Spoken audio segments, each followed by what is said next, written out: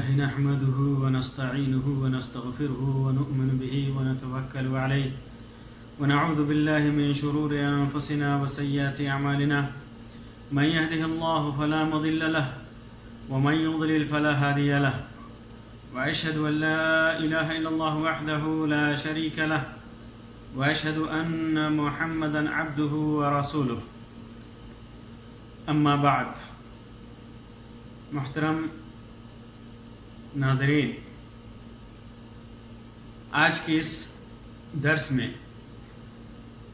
میں ایک حدیث کی شرح کروں گا، جس حدیث کو حدیث القبرین کے نام سے جانا جاتا ہے۔ حدیث یہ ہے، جیسا کہ امام بخاری اور امام مسلم نے اپنی صحیح کے اندر عبداللہ ابن عباس رضی اللہ تعالیٰ عنہما سے روایت کیا ہے، فرماتے ہیں کہ اللہ کے رسول صلی اللہ علیہ وسلم کا گزر ہوا دو قبروں کے پاس سے آپ کا گزر ہوا، اور ابن ماجہ کی روایت میں ہے مر بقبرین جدیدین، وہ دونوں قبریں نئی تھی، حال کی تھی۔ امام البانی نے اس کو صحیح ماجہ کے اندر صحیح قرار دیا ہے۔ فقال، تو اللہ کے رسول صلی اللہ علیہ وسلم جب ان دو قبروں کے پاس سے گزرے تو فرمایا اما انہما لیعذبان، یہ دونوں آدمی اپنی قبروں کے اندر عذاب سے گزر رہے ہیں، ان کو عذاب دیا جا رہا ہے۔ وما یعذبان فی کبیر، اور کسی ایسے بڑی چیز میں ان کو عذاب نہیں دیا جا رہا جس سے بچنا ان کے لیے ناممکن ہوتا، یا جس سے یہ بچ نہ سکتے تھے۔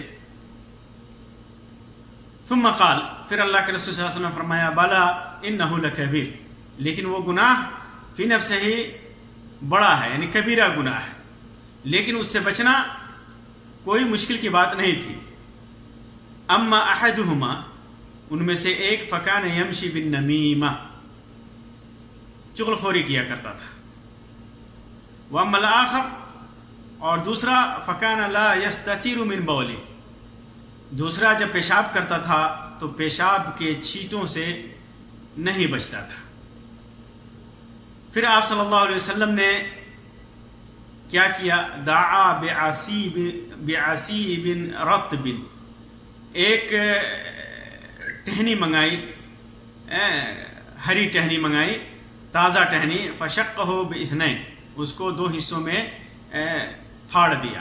پھاڑنے کے بعد ثم غرس علی ھذا واحدا، ایک قبر پہ ایک کو گاڑ دیا، وعلی ھذا واحدا، اور دوسری پہ دوسری کو۔ ثم قال، پھر آپ صلی اللہ علیہ وسلم نے فرمایا لعلہ ان یخفف عنہما ما لم یبسا، شاید جب تک یہ دونوں ٹہنیاں سوکھے نہیں تب تک ان کے عذاب میں کمی کی جاتی رہے گی، تخفیف کی جاتی رہے گی۔ صحیح مسلم کی روایت میں جو الفاظ ہے وہ یہ ہیں ثم دعا بجریدۃ، جریدہ بھی عصیب کے معنی میں ہے، ٹہنی منگائی، فکسرھا کسرتین، دو ٹکڑوں میں اس کو تقسیم کر دیا، دو ٹکڑوں میں پھاڑ دیا۔ فوضع علی کل قبر منہما کسرۃ، ہر قبر پہ ایک حصہ، ایک چھڑی لگا دی۔ فقیل یا رسول اللہ، پھر آپ صلی اللہ علیہ وسلم سے کہا گیا کہ اللہ کے رسول لما فعلت ھذا، آپ نے ایسا کیوں کیا، کس وجہ سے کیا، کیا اس کی وجہ تھی کہ آپ نے ایسا کیا؟ تو فرمایا آپ صلی اللہ علیہ وسلم نے لعلہ ان یخفف عنہما ما لم تیبسا، جب تک یا ما الی ان یبسا، یعنی جب تک یہ سوکھے نہیں تب تک شاید ان کو ان کے عذاب میں تخفیف کر دیا۔ لعل کا استعمال کیا اللہ کے رسول صلی اللہ علیہ وسلم نے کہ شاید ان کے عذاب میں تخفیف کر دی جائے۔ اسی معنی کی ایک روایت ابو امامہ باہلی سے امام احمد ابن حنبل نے اور امام ابن ماجہ نے اور ابن المنذر نے ذکر کیا ہے، جس میں بقی کا ذکر ہے، لفظ بقی، کس جگہ میں؟ بقی، مقام بقی غرقد کا ذکر ہے، لیکن یہ روایت حد درجہ ضعیف ہے، صحیح نہیں ہے، تعین نہیں ہے روایت میں کہ وہ کون سی وہ قبر کہاں تھی۔ اسی طرح ابو ہریرہ رضی اللہ تعالیٰ عنہ کی روایت ہے کنا نمشی مع رسول اللہ صلی اللہ علیہ وسلم، ہم لوگ اللہ کے رسول صلی اللہ علیہ وسلم کے ساتھ جا رہے تھے تو ہم لوگوں کا گزر 2 قبروں سے ہوا، فقام، اللہ کے رسول صلی اللہ علیہ وسلم کھڑے ہو گئے، فقمنا معہ، ہم لوگ بھی ان کے ساتھ کھڑے ہو گئے، فجعل لونه يتغیر، آپ صلی اللہ علیہ وسلم کا چہرہ بدلنے لگا، چہرے کی رنگت بدلنے لگی آپ صلی اللہ علیہ وسلم کی، حتی رعد کم قمیصی، یہاں تک کہ آپ کے کرتے کا جو بازو تھا وہ حرکت کرنے لگا، وہ اس کے اندر حرکت آنے لگی، تھرتھراہٹ ہونے لگی، فقلنا یہ مالک یا رسول اللہ، ہم نے کہا کہ اللہ کے رسول آپ کو کیا ہو گیا؟ فقال اما تسمعون ما اسمع، کیا تم لوگ نہیں سن رہے ہو جو میں سن رہا ہوں؟ فقلنا وما ذاک یا نبی اللہ، اللہ کے رسول صلی اللہ علیہ وسلم، اللہ کے نبی وہ کیا ہے؟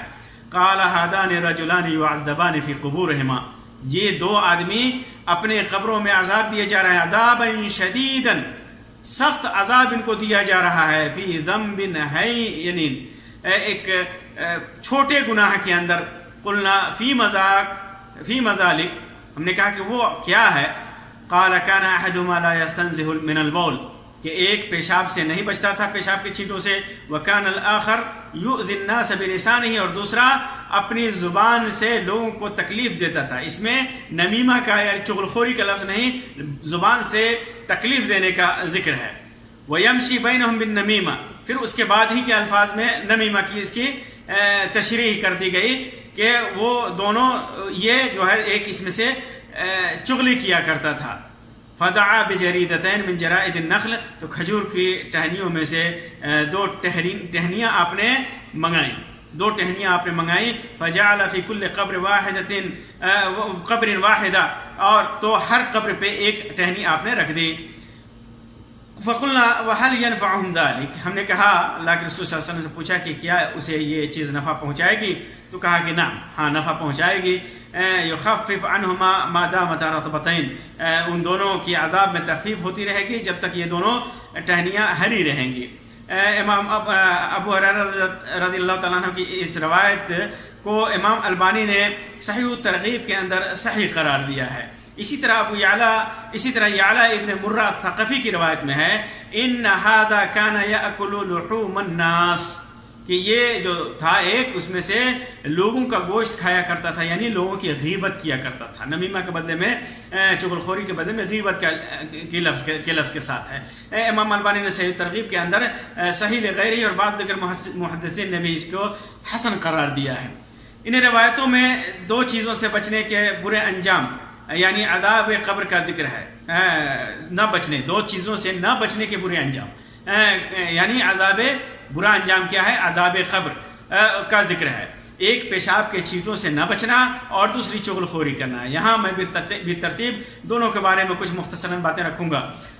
پہلی چیز اس میں پیشاب کے چھینٹوں سے نہ بچنا، جس کے لیے مختلف الفاظ مختلف روایتوں میں ہے، جیسا کہ ذکر کیا، لا یستتر من بولہ، لا یستتر من بولہ، استتار کہتے ہیں پردہ کرنا، اور مسلم کی روایت میں لا یستنزہ عن البول او من البول، یستنزہ استنزاء کا مطلب ہوتا ہے بچنا، پیشاب سے نہیں بچتا تھا۔ اور روایت نسائی کی روایت میں ہے، جسے امام البانی نے صحیح سنن نسائی کے اندر صحیح قرار دیا ہے، لا یستبرئ من بولہ، لا یستبرئ من بولہ، پیشاب سے نہیں بچتا تھا۔ اسی طرح مستخرج میں ابو نعیم نے عامش کی روایت میں یہ ذکر کیا ہے، جس کے اندر لفظ ہے کان لا یتوقع، بچتا نہیں تھا پیشاب کے قطروں کے۔ سب کا معنی ایک ہی ہے، اور وہ ہے پیشاب کرتے وقت اس کے چھینٹوں سے نہ بچنا، چھینٹوں سے احتیاط نہ کرنا۔ اور بعض لوگوں نے ظاہری معنی مراد لیتے ہوئے اسے پیشاب کرتے وقت بے پردگی بھی مراد لیا ہے، جیسا کہ حافظ ابن حجر نے فتح الباری کے اندر اس کو ذکر کیا ہے۔ پیشاب میں عدم احتیاط پر آداب قبر کے سلسلے میں ایک اور روایت ہے، جسے امام ابن ماجہ نے اور امام احمد اور حاکم نے وغیرہ نے روایت کیا ہے، اور امام البانی نے صحیح قرار دیا ہے۔ ابو ہریرہ رضی اللہ تعالیٰ عنہ کی روایت ہے، اکثر عذاب القبر من البول، قبر کے کا اکثر عذاب، زیادہ تر عذاب پیشاب کی وجہ سے ہوتا ہے۔ یہاں پر ایک سوال پیدا ہوتا ہے کہ یہ قبریں کس کی تھیں؟ قبریں کس کی تھیں؟ کیا یہ لوگ مسلمان تھے یا کافر تھے؟ کب کی قبر تھی؟ ایک قول کے مطابق دونوں کافر تھے، بعض لوگوں نے ذکر کیا کہ دونوں کافر تھے۔ اس کی دلیل میں جابر رضی اللہ تعالیٰ عنہ کی ایک روایت پیش کی جاتی ہے کہ نبی صلی اللہ علیہ وسلم بنی نجار کے 2 قبروں کے پاس سے گزرے، حالانکہ فی الجاہلیہ جن دونوں کی موت جاہلیت کے زمانے میں ہوئی تھی۔ لیکن ایک تو یہ روایت ابن لہیہ کی وجہ سے، ابن لہیہ راوی ہے جو ضعیف ہے، اس کی وجہ سے یہ روایت ضعیف ہے، اور دوسری ابن ماجہ کی صحیح روایت کے خلاف ہے، سنن ابن ماجہ کی صحیح روایت کے خلاف ہے، جو پہلے میں نے ذکر کیا، مر بقبرین جدیدین، اللہ کے رسول صلی اللہ علیہ وسلم کا گزر 2 نئے قبروں سے، نئی قبریں تھیں، ان سے آپ کا گزر ہوا۔ اور صحیح بات یہ ہے کہ وہ دونوں مسلمان تھے، اس کی بہت ساری وجہیں ہیں، جن میں سے ایک یہ ہے کہ اگر یہ کافر ہوتے تو آپ صلی اللہ علیہ وسلم ان کے لیے ایسا عمل نہیں کرتے کہ جس سے ان کے عذاب میں تخفیف ہو، کیونکہ کافروں کے لیے عذاب میں تخفیف کے لیے آپ کو اجازت نہیں دی گئی ہے، اس وجہ سے کہ آپ شفاعت کریں ان کے لیے اور ان کے لیے سفارش کریں، تو اس وجہ سے یہ کافر نہیں تھے بلکہ مسلمان تھے۔ اگر وہ کافر ہوتے، دوسری وجہ، اگر وہ کافر ہوتے تو کفر کی وجہ سے عذاب دیا جانا ہی کافر تھا، کفر سے بڑا عذاب اور کیا ہو سکتا ہے؟ کفر کا جو عذاب ہے، کافر کو جو عذاب ملے، اس سے بڑا عذاب اور کیا ہو سکتا ہے؟ کافر و مشرک کو جو عذاب دیا جائے تو کفر کی وجہ سے عذاب دیا جانا ہی کافی تھا۔ اس بات کی وضاحت کی ضرورت ہی نہیں پڑتی کہ پیشاب کے چھینٹوں اور چغلخوری کی وجہ سے انہیں عذاب دیا جا رہا ہے، اس وجہ سے معلوم ہوا کہ یہ خبریں مسلمانوں کی تھی، اسی وجہ سے اللہ کے رسول صلی اللہ علیہ وسلم کی شفقت سامنے آئی، آپ کی رحمت سامنے آئی، اور آپ صلی اللہ علیہ وسلم نے ایسا عمل کیا اللہ کے حکم سے کہ جس کی وجہ سے ان کے عذاب میں تخفیف کیا جائے۔ معلوم ہوا کہ پیشاب کرتے وقت، اس سے یہ بھی معلوم ہوا کہ پیشاب کرتے وقت نہایت ہی احتیاط کی ضرورت ہے، خاص طور سے اس کے چھینٹوں سے بچنے کے لیے پیشاب کا طریقہ اور جگہ جیسی بھی ہو، چھینٹوں سے بچنا ضروری ہے۔ پیشاب کا کرنے کا طریقہ جیسا بھی ہو اور جگہ جیسی بھی ہو، اعتبار کس کا ہے؟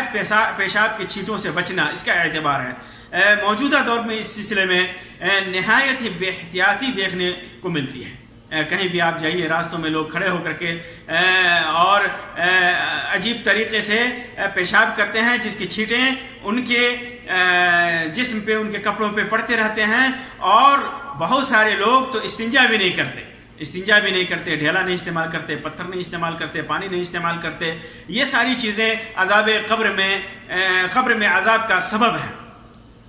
اسی طرح دوسری چیز ہے چغلخوری، نمیمہ جس کو کہا جاتا ہے، حدیث میں جس کے لیے ہے نمیمہ، جسے عربی میں نمیمہ کہا جاتا ہے، جس کی تعریف ہے نقل الکلام بین الناس علی وجہ الافساد، یعنی لوگوں میں، اس کا معنی چغلخوری یا نمیمہ کا مطلب ہوتا ہے لوگوں میں فساد پیدا کرنے کے لیے لوگوں کی بات کو ایک دوسرے سے کو پہنچانا، لوگوں کی بات کو کہ فلاں نے تمہارے سلسلے میں یہ بات کہے، اس سے اس کی بات کہہ دے، اس سے اس کے مقصد کیا ہوتا ہے؟ فساد پہنچانا، فساد کرانا، دونوں میں دشمنی کرانا۔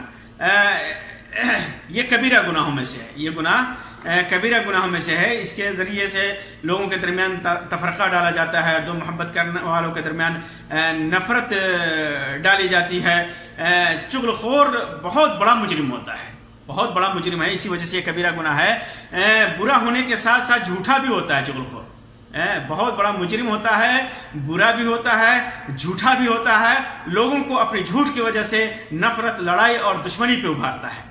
ایک طرح سے وہ اللہ تبارک و تعالیٰ کے کام میں بھی دخل دینے کی کوشش کرتا ہے، کیونکہ اللہ رب العزت لوگوں کے درمیان محبت اور الفت دیکھنا چاہتا ہے، اور مختلف آیتوں میں لوگوں کے الفت اور محبت کا ذکر کر کے اللہ تبارک و تعالیٰ اسے پسندیدگی کی نگاہ سے دیکھتا ہے، اور یہ ان میں نفرت اور تفریق ڈالنا چاہتا ہے، دشمنی ڈالنا چاہتا ہے۔ ایسے ہی لوگوں کے سلسلے میں اللہ تبارک و تعالیٰ ارشاد فرماتا ہے وَلَا تُطِعْ كُلَّ حَلَّافٍ مَّهِينٍ هَمَّازٍ مَّشَّاءٍ بِنَمِيمٍ مَّنَّاعٍ لِّلْخَيْرِ مُعْتَدٍ أَثِيمٍ، ہر قسمیں کھانے والے، ذلیل کا کہنا نہ مان، جو تانے دینے والا اور چغلی کھانے والا ہے، نیکی سے روکنے والا، حد سے بڑھا ہوا گنہگار ہے۔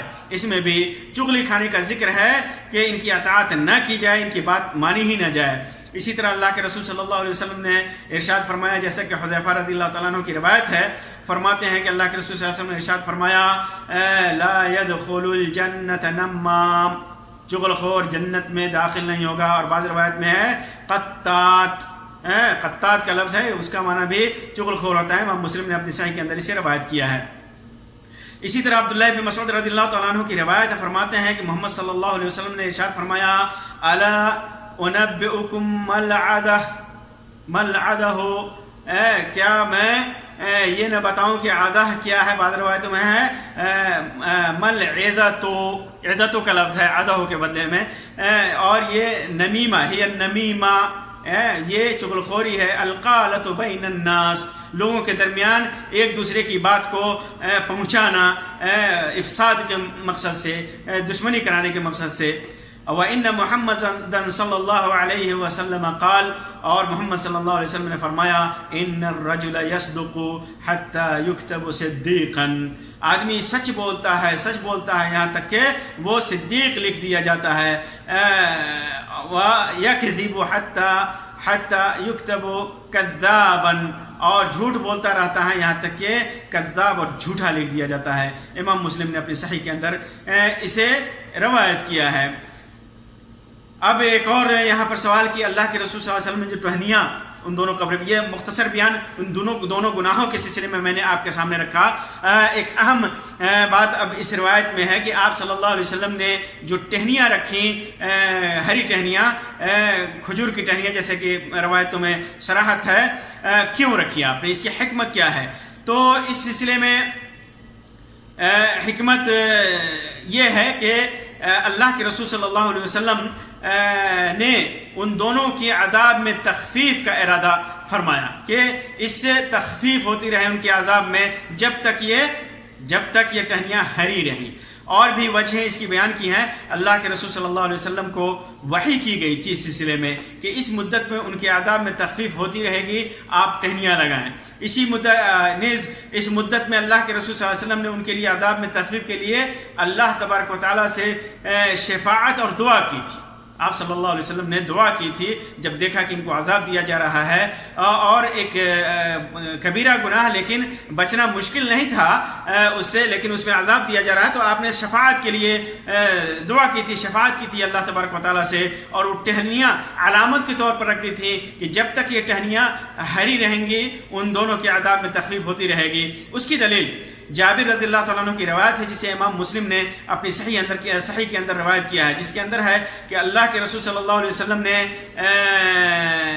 فرمایا، ایک درخت کے ٹہنی کو پکڑ کر کے فرمایا انقادی علی باذن اللہ، کہ اے ٹہنی میرے تابع ہو جا، تو اللہ کے اذن سے تابع ہو جانی، میں جہاں لے چلوں وہاں چل. فانقادت معه كالبعير المخشوش، ایسے اونٹ کی طرح جس اونٹ کے ناک میں لکڑی لگائی دی گئی ہو تاکہ وہ تابع اور فرمانبردار ہو جائے. تو ایسے اونٹ کے طرح وہ تابع ہو کر کے وہ درخت آپ صلی اللہ علیہ وسلم کے ساتھ چلنے لگا.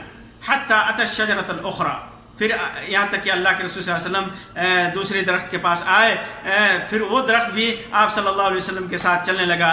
حتی جمعہما بالمنصف، یہاں تک کہ اللہ کے رسول صلی اللہ علیہ وسلم نے دونوں کو تقریباً نصف مسافت تک آپ صلی اللہ علیہ وسلم لے کر کے آئے. فقال التئما علی، پھر اللہ کے رسول صلی اللہ علیہ وسلم نے ان سے کہا کہ میرے اوپر دونوں مل جاؤ، ایک دوسرے سے مل جاؤ، باذن اللہ، اللہ کے اذن سے مل جاؤ. فقضى حاجته، اللہ کے رسول صلی اللہ علیہ وسلم نے اپنی حاجت پوری کی. ثم قام فافترقت الشجرتان، پھر جب اللہ کے رسول صلی اللہ علیہ وسلم فارغ ہو گئے، کھڑے ہو گئے فارغ ہو کر کے، تو دونوں درخت الگ ہو گئے. وقامت كل واحدة منها على ساق، اور ہر درخت اپنے ساق پہ، اپنے جڑ پہ کھڑا ہو گیا. پھر اللہ کے رسول صلی اللہ علیہ وسلم نے جابر رضی اللہ تعالیٰ عنہ کو حکم دیا کہ دونوں درختوں کے پاس جائیں. فَيَقْطَعَ مِنْ كُلِّ وَاحِدَةٍ مِنْهُمَا غُصْنًا، تو ہر دونوں میں سے ہر ایک سے ایک ٹہنی کاٹ کر کے لے آئیں اور دونوں کو دونوں قبروں پر رکھ دیں. پھر آپ صلی اللہ علیہ وسلم نے فرمایا انی مررت بقبرین یعذبان، میں دونوں قبروں کے پاس سے گزرا تو دونوں کے اندر جو دو ہیں ان دونوں کو عذاب دیا جا رہا ہے. فَأَحْبَبْتُ بِشَفَاعَتِي فَأَحْبَبْتُ بِشَفَاعَتِي میں نے اپنی شفاعت سے یہ چاہا کہ أَن يُرَفَّهْ عنہما دونوں کے لیے تخفیف کر دیا جائے. ما دام الغصنان رطبین جب تک دونوں ٹہنیاں ہری رہیں تب تک ان کے عذاب میں تخفیف ہوتی رہے. میں نے اپنی شفاعت سے یہی چاہا. تو واضح رہے کہ اللہ کے رسول صلی اللہ علیہ وسلم کو اذن ملا, اجازت ملی, دعا کر آپ صلی اللہ علیہ وسلم شفاعت کی اور آپ نے دعا کیا تو جا کر کے اللہ کے رسول صلی اللہ علیہ وسلم نے دعا کر کے وہ ٹہنیاں لگائی. بعض لوگوں نے کہا کہ عذاب میں تخفیف کی وجہ ان دونوں ٹہنیوں کا تسبیح کرنا ہے, یعنی دونوں ٹہنیاں جب تک ہری رہیں گی تسبیح کرتی رہیں گی اور ان کی عذاب میں تخفیف ہوتی رہے گی. ظاہر سی بات ہے کہ انسان بھی جب کسی انسان کے لیے تسبیح کرتا ہے تو اس کے عذاب میں تخفیف ہوتی رہتی ہے. حالانکہ یہ تعویل اتنی مضبوط اس لیے نہیں ہے کہ ٹہنیاں ہری ہوں یا سوکھی, تسبیح کرتی رہتی ہے. ہر چیز, دنیا کی ہر چیز آسمان و زمین میں تسبیح کرتی ہے. اللہ تبارک و تعالیٰ فرماتا ہے تسبح له السماوات السبع والارض ومن فيهن. اللہ تبارک و تعالیٰ کی تسبیح آسمان اور زمین اور ان دونوں کے درمیان جو کچھ بھی ہے ساری کی ساری تسبیح کرتی رہتی ہیں اللہ تبارک و تعالیٰ کی. وَإِن مِّن شَيْءٍ إِلَّا يُسَبِّحُ بِحَمْدِهِ کوئی چیز ایسی نہیں ہے کہ وہ اللہ کے تبارک و تعالیٰ کی تسبیح نہیں کرتی ہوں. وَلَكِنْ لَا تَفْقَهُونَ تَسْبِيحَهُمْ لیکن تم لوگ ان کی تسبیح کو نہیں سمجھتے. اسی طرح بزار اور طبرانی وغیرہ کی روایت میں ہے جسے علامہ البانی نے صحیح قرار دیا ہے کہ اللہ کے رسول صلی اللہ علیہ وسلم کے سامنے کنکریوں نے تسبیح بیان کیا. اس لیے یہ استدلال کرتے ہوئے کہ قبروں پر ان چیزوں کے رکھنے سے یہ ان کے تسبیح بیان کرتی ہیں تو ان کے لیے فائدہ ہوگا, یہ مطلقاً صحیح نہیں ہے. کیونکہ ٹہنیاں ہری رہیں سوکھی رہیں وہ تسبیح کرتی رہیں گی. پتھر بھی سوکھا ہوا تھا جیسا کہ روایت میں بیان کیا, سوکھی ہوئی کنکری اللہ کے رسول صلی اللہ علیہ وسلم کے سامنے تسبیح کرتی رہی تو سوکھی ہوئی چیزیں بھی تسبیح کرتی ہیں. لہٰذا ایک اللہ کے رسول صلی اللہ علیہ وسلم نے جو ایک علامت بتائی تھی اس علامت کی بنیاد پر اس وقت تک ان کی عذاب میں تخفیف کیا جاتا رہے گا. اللہ کے رسول صلی اللہ علیہ وسلم نے ایک علامت بتا دی. اسی طرح بہت سارے لوگ اس روایت سے استدلال کرتے ہوئے قبروں پر ہری ٹہنیاں رکھتے ہیں. یہ یہاں بتا دینا بہت ضروری ہے کہ ان کا یہ عمل کسی طرح بھی درست نہیں ہے. اس روایت سے استدلال کر کے یہ عمل اختیار کرنا کسی بھی صورت میں درست نہیں ہے. اللہ کے رسول صلی اللہ علیہ وسلم نے اس کی تعلیم قطعاً نہیں دی. اگر دی ہوتی تو آپ یا آپ کے اصحاب اسے ضرور بیان کرتے یا پھر صحابہ کرام اسے اختیار کرتے. بعض روایتوں میں بریدہ رضی اللہ تعالیٰ عنہ کے بارے میں آتا ہے کہ انہوں نے اپنی قبر پہ لگوائی تھی لیکن یہ ان کا یہ عمل صحابہ کرام نے قبول نہیں کیا اور یہ چیز متواتر نہیں بنی. اسلاف نے بھی اس کو قبول نہیں کیا. اسلاف سے بھی ایسا کرنا ثابت نہیں ہے. اگر کسی نے ایسا کیا ہوتا کیا بھی ہے تو یہ محض ان کا اجتہاد ہے جسے نہ صحابہ کرام نے قبول کیا اور نہ اسلاف نے.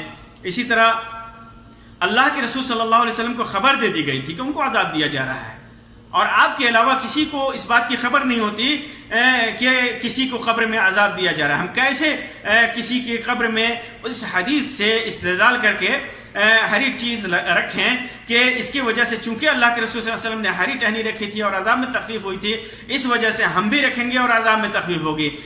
تو یہ چیز ہمیں اور آپ کو معلوم ہی نہیں ہے کہ اس شخص کو عذاب دیا جا رہا ہے کیونکہ اللہ کے رسول صلی اللہ علیہ وسلم نبی تھے اور اللہ تبارک و تعالیٰ نے آپ کو بتا دیا تھا اور بہت ساری چیزیں معجزہ کے طور پہ اللہ تبارک و تعالیٰ نے آپ کو خبر کر دی تھی اور آپ صلی اللہ علیہ وسلم کو پتہ چل جاتا تھا کہ یہ چیز ہوئی ہے. وحی کے ذریعے پتہ چل جاتا تھا کہ یہ چیز ہوئی ہے یا ہو رہی ہے پردے کے پیچھے یا قبر کے اندر. تو آپ صلی اللہ علیہ وسلم کو خبر دے دی گئی تھی اور ہمیں اور آپ کو اس کی قطعاً خبر نہیں ہوتی کہ کس حال میں ہے. جب خبر ہی نہیں ہے کہ اس آدمی کو عذاب دیا جا رہا ہے یا نہیں دیا جا رہا ہے تو ہم کیسے لگا سکتے ہیں. اسی طرح ایسا کرنے میں میت کے ساتھ بدظنی بھی ہے, بدگمانی ہے کہ اسے عذاب دیا جا رہا ہے. مان لیجیے کہ کسی کے قبر پہ ہم لگا رہے ہیں. کیوں لگا رہے ہیں؟ اللہ کے رسول صلی اللہ علیہ وسلم نے تو اس کی قبر پہ لگایا تھا جس کو عذاب دیا جا رہا ہے, اس کی قبر پہ تو نہیں لگایا تھا جس کو عذاب نہیں دیا جا رہا ہے.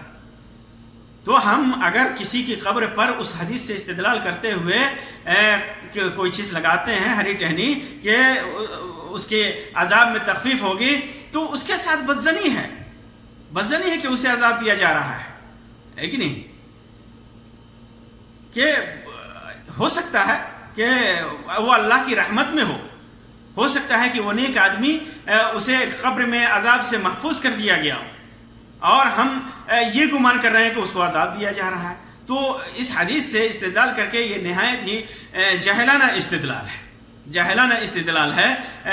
کہنے والے تو یہاں تک کہتے ہیں کہ ٹھیک ہے تم شوق سے اس معاملے میں نبی کریم صلی اللہ علیہ وسلم کی اس عمل کی اتباع کرو، لیکن پہلے جن کی قبر پہ لگا رہے ہو ان کو یہ ثابت کرو کہ انہیں قبر میں عذاب دیا جا رہا ہے، چاہے وہ باپ ہو، چچا ہو، دادا ہو، نانا ہو، ماموں ہو، ماں ہو، بیٹی ہو، نانی ہو، بہن ہو، بیوی ہو، کوئی قریبی رشتہ دار ہو. پہلے یہ سو ثابت کرو کہ اسے عذاب دیا جا رہا ہے. اسی طرح اللہ کے ایک اہم بات ہے کہ اللہ تبارک و تعالیٰ نے اپنے نبی کے ذریعے ہم کو قبر والوں کے لیے اس سے اچھی خبر دی ہے، اس سے اچھی چیز دی ہے، اور وہ ہے اللہ کے رسول صلی اللہ علیہ وسلم کا فرمان. جیسا کہ ابو داؤد، بزار، ابن سنی کی روایت میں عثمان ابن عفان رضی اللہ تعالیٰ عنہ کی روایت ہے، جسے شیخ البانی نے صحیح قرار دیا ہے کہ جب اللہ کے رسول صلی اللہ علیہ وسلم میت کے دفن سے فارغ ہوتے تو وہاں کھڑا ہو کر فرماتے استغفروا لاخیکم، اپنے بھائی کے لیے استغفار کرو، واسألوا له التثبیت، اس کے لیے ثبات قدمی کی دعا کرو، فإنه الآن يسأل، کیونکہ اس وقت اسے سوال کیا جا رہا ہے.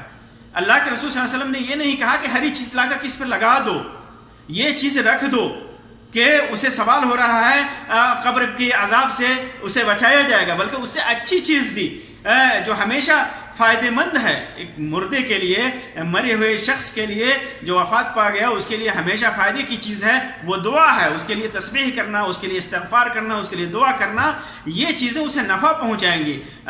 اور ہم اس کے بجائے کیا کر رہے ہیں کہ اس کے سلسلے میں بدگمانی کر رہے ہیں کہ اسے عذاب دیا جا رہا ہے اور ہری چیز لگا رہے ہیں. یہ چیز عجیب ہے. اسی طرح خود اللہ کے رسول صلی اللہ علیہ وسلم نے ان دونوں قبر والوں کے علاوہ کسی کے ساتھ ایسا نہیں کیا، نہ بقیع کے اندر کیا، نہ کسی دوسرے قبر والے کے ساتھ کیا، کبھی نہیں کیا آپ صلی اللہ علیہ وسلم نے اس قسم کا عمل. کیونکہ آپ صلی اللہ علیہ وسلم، چونکہ ظاہر ہے کہ آپ صلی اللہ علیہ وسلم ہمیشہ بقیع کے اندر جایا کرتے تھے جہاں ہزاروں آدمی مدفون تھے. قبرستان میں جاتے، آپ زیارت کرتے، دیگر قبروں کی زیارت کرتے. کسی قبر والوں کے ساتھ آپ نے نہیں کیا. اور دیگر قبرستانوں سے بھی آپ کا گزر ہوتا ہوگا، آپ صلی اللہ علیہ وسلم دیگر قبروں سے بھی گزرتے ہوں گے، ان میں سے کچھ عذاب بھی دیے جاتے ہوں گے، لیکن آپ نے کسی کے ساتھ ایسا نہیں کیا، صرف ان دو قبر والوں کے ساتھ کیا. یہ اس سے معلوم ہوا کہ یہ صرف ان دو قبر والوں کے ساتھ ہی خاص تھا. ایک تو اللہ کے رسول صلی اللہ علیہ وسلم کے لیے خاص تھا کیونکہ آپ صلی اللہ علیہ وسلم کو وحی کے ذریعے خبر دے دی گئی تھی کہ ان کو عذاب دیا جا رہا ہے. اور دوسرا ان دو قبر والوں کے ساتھ خاص تھا جن کے بارے میں آپ کو خبر دی گئی تھی، اور وہ بھی ان کے لیے خصوصی شفاعت اور دعا کے ساتھ، جیسا کہ روایت میں گزرا، خصوصی شفاعت اور دعا کے ساتھ آپ صلی اللہ علیہ وسلم کے لیے اور ان دو قبر والوں کے لیے خاص کر دیا گیا کہ ان کے قبروں پر ہری ٹہنیاں لگائی جائیں، اور وقت معین تک، جب تک ٹہنیاں ہری رہیں گی ان کے عذاب میں تخفیف کی جاتی رہے گی. اس کے بعد کیا ہوگا واللہ عالم، لیکن کم سے کم اس وقت تک ان کے عذاب میں تخفیف ہوتی رہیں گی. اس سے معلوم ہوا کہ کسی بھی قبر پر کسی بھی فرد کی تعظیم کے لیے یا اس کے عذاب میں تخفیف کے لیے اس روایت میں کوئی دلیل نہیں ہے. کوئی چیز لگانے کی کسی طرح کی کوئی دلیل نہیں ہے.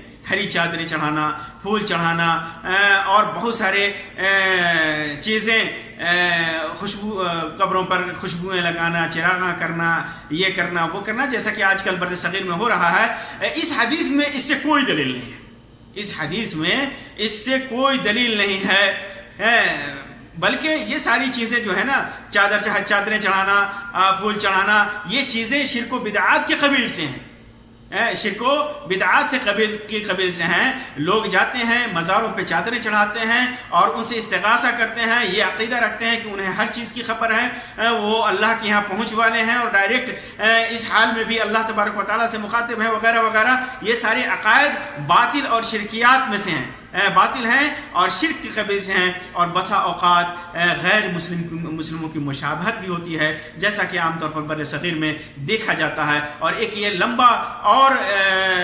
لمبی بحث ہے، ایک لمبا موضوع ہے، اس کے لیے انشاءاللہ کوئی اور وقت دیکھا جائے گا۔ اللہ تبارک و تعالیٰ سے دعا ہے کہ اللہ تبارک و تعالیٰ ہمیں دین کی صحیح سمجھ عطا فرمائے، اللہ تبارک و تعالیٰ ہمیں سنت کا تابع بنائے، بدعتوں، خرافات اور شرک سے دور رکھے، اللہ تبارک و تعالیٰ ہمارے اعمال کو قبول فرمائے۔ آمین یا رب العالمین، وآخر دعوانا ان الحمد للہ رب العالمین، وصلی اللہ علی خیر خلقہ وسلم، والسلام علیکم ورحمۃ اللہ وبرکاتہ۔